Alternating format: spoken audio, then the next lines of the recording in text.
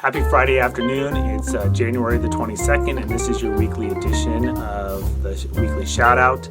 I'll start off a little bit what happened this week at the City Council. We had a very long and very dynamic and thorough discussion led by Public Works on the proposed Pomnapomo parking structure. And this was a collaborative effort by Community Development, Public Works, and Finance.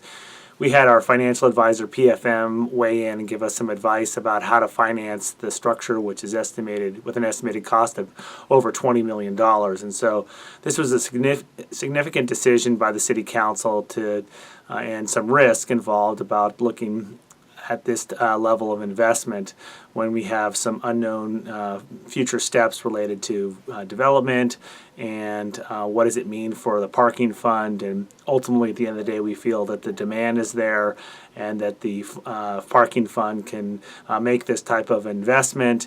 And certainly it's something that we need to start moving forward with in light of taking offline the surface parking lot at Garden Street Terraces and also at Chinatown. We also had a fun follow-up event with the swearing in of Chief Cantrell. It was great to see her family, friends, and colleagues show up from Mesa, Arizona and welcome her to her new leadership role for the police department. It was a great showing by local law enforcement with chiefs from Morro Bay and Arroyo Grande, and Sheriff Ian Parkinson was also in attendance to welcome Chief Cantrell on board. So if you have a moment, please welcome her to the city family. We also welcomed Tracy McGinley as our new city clerk, which was very exciting for us to have her on board. It frees up John and Salabaher to step back into the assistant attorney role, and we're excited for him and for Tracy, who is also comes to the city with a great amount of experience, have been a city clerk in other cities and recently for a hospital district down in Ventura.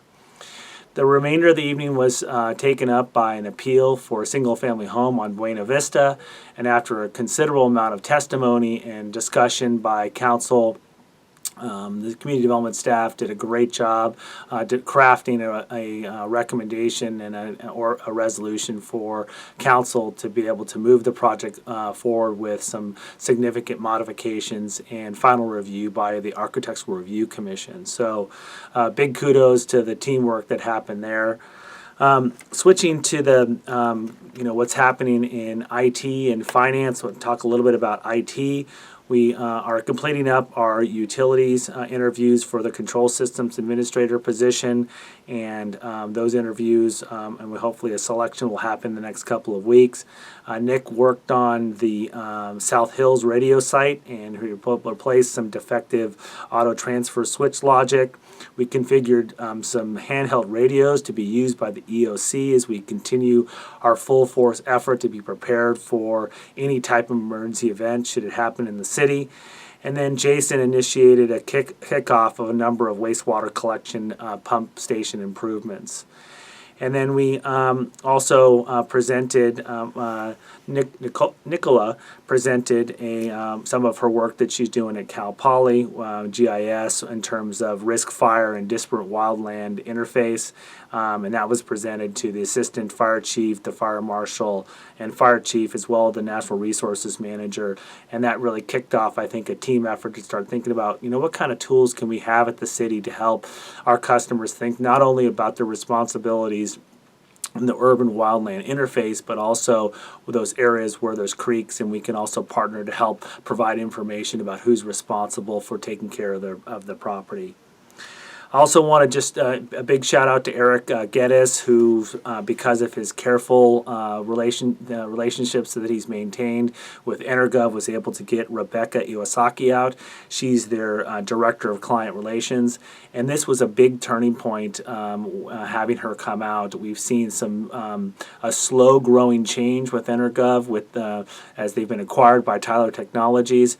And Rebecca has really responded to all of our needs and all of the issues that we've raised, and we're really excited and think that when we are able to spec out phase 2 of Energov, what that's going to look like, I think there's a lot of promise and hope that ultimately the program is going to be able to develop to something that really serves the city. Shifting gears, I want to talk a little bit about GFOA because I know that's been on a lot of people's minds. Is that GFOA did provide their recommendations or initial draft. We had a very lengthy and long discussion about some areas that were unclear and needed a lot of refinement by GFOA before we could move forward with presenting to the finance and IT team. You'll be seeing a couple meeting calendars on for next week in which Greg and I are going to present those recommendations to you. And then we've decided to push off GFOA to come back in a couple of weeks because we think that you deserve to see this a couple times in draft format before it comes back within a final administrative draft. And so we'll look forward to presenting those recommendations. We'll get those out to everyone probably on Monday so you have time to look over them before we meet in person sometime next week.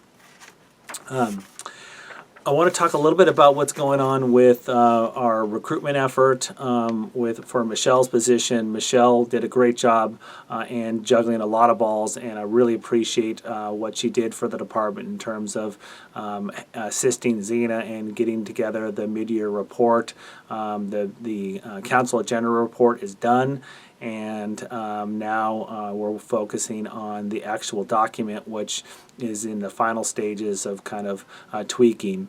I've decided that after looking at the two internal applicants that applied for the EOP position to go out and do a full recruitment based upon a lot of feedback that I got from people in the department. And to that extent, it looks like from the timing, we won't have somebody on board in Michelle's position till the first part of April. That being said, is that Barb Airbar, who many of you know, has agreed to help out on a 20-hour-a-week basis, in addition to everyone else who's volunteered to take on different responsibilities that Michelle was taking care of for the department. And so a little bit more clarity will be provided here in the future, but really Barb is going to be the one to keep all the pieces moving, and then to make sure that the pieces that you've picked up from Michelle, those finance pieces, are not overwhelming the already kind of thick workload that we have today. So if you have any feedback about where we can be more effective there, certainly I want to know about that. I want to give a huge shout out to Lori and Lynn who got the W-2 forms out. It was a big effort on which they had to stay late into the night. Appreciated the long hours that they committed to get that job done. We've already started some conversations about what can we do next year to make sure that we've got the support needed to stuff the envelopes and make sure that we're getting all the forms out to everyone in a timely way that doesn't impact them unduly. Been speaking with Marjorie about business licenses, and I got some great feedback from the Downtown Association. They've been very impressed with the level of compliance and the thoroughness this year in terms of following up with people that have not paid their downtown bid tax or their business licenses, and we will be having more conversations with them. I may have mentioned, but Ben Marquette stopped by my office unannounced and gave also huge kudos to Marjorie and the rest of the team excuse me, for their work on the industrial discharge permits and those fees, and they've really seen a lot of cooperation in streamlining that. I also stopped by and talked to Chris and Jennifer this week over at Utilities, and talked to them about how things were going, and got some good feedback that they're seeing less and less late bills. They're seeing more and more full payment of bills and less shutoffs, which means overall the compliance rate is having less impact on field staff, accounting staff, and the rest of the organization. I want to talk a little bit about what's going on ahead for the City Council before I wrap up. We've got a couple items on the City Council forecast on the 2nd. Vilma and Al Eschenbach and Aaron and I will be presenting the CAFR and the single. On February 16th, we'll be presenting the mid-year budget.